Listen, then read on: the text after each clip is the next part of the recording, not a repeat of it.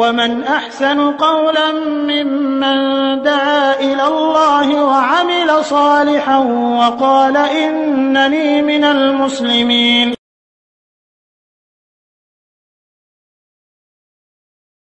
ওয়ালাইকুম রাহমাতুল্লাহি ওয়া বারাকাতুহু। জি, আমাদের এক ভাই প্রশ্ন করেছেন যে জামাতের সালাতে রব্বানা লাকাল হামদ উচ্চ স্বরে বলা যাবে কি? জি, বলা যাবে, কিন্তু অত জোরে বলবেন না, অত জোরে নয় যাতে রব্বানা ওয়া লাকাল হামদু হামদান না, বরং উচ্চ স্বরে বলার ফজিলত নয়। যে হাদিসটা রয়েছে সেটা হচ্ছে এক ব্যক্তি রব্বানা ওয়া লাকাল হামদ বলে ফেলেছিল, তো নবী সাল্লাল্লাহু আলাইহি ওয়াসাল্লাম বললেন যে আমি দেখলাম যে অধিকাংশ কতজনে বললেন যে ৮০ অথবা ৮০ জনের মতো ফেরেশতা দৌড় প্রতিযোগিতা করছে কে কার আগে সওয়াব লিখবে।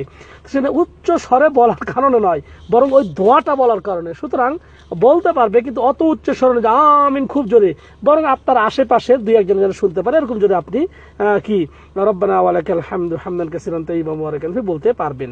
তো বলতে যে খুব মোটামুটি যে আপনার আশেপাশে পাশের লোক যেন আপনার কাছে শুনতে পায়। জাযাকাল্লাহ।